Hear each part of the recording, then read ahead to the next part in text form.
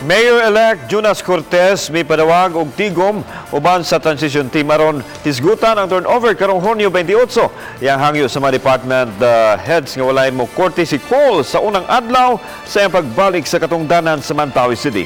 Ano yung report?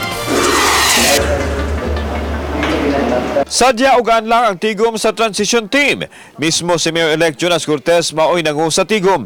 Samtang si City Administrator Danilo Almendras maoy nagrepresentar sa habig ni outgoing Mayor Luigi Quisumbing. Mga department heads mitambong usab sa tigom.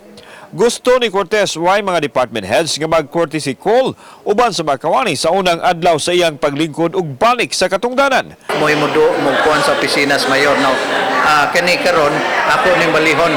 Ako'y muduaw sa mga opisina sa nakalain-laing departamento dinhi sa Departamento. Samtang kabahin sa mga job order employees, gusto ni Cortes nga mo-apply sila og balik. Gusto niyang i-assess ang katakos sa mga JO personnel. Hinuon sagad sa mga JO personnel, nagsugod samtang siya pa ang mayor sa Dakbayan kaniadto.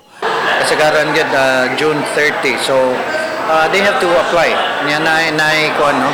Evaluate sila based on performance. Laing plano karon ni incoming Mayor Cortes uban sa panghinaot nga mahatagan na kini og katumanan mao ang pagpabarog og bagong City Hall. Apan mas gusto ni Cortes nga ipaagi kini sa private-public partnership aron why pundo nga mogawas sa panudlanan sa City Hall.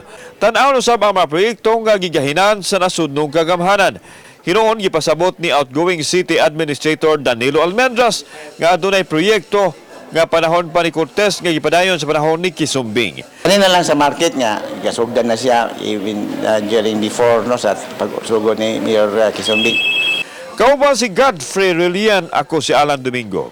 Balitang, Bisdak.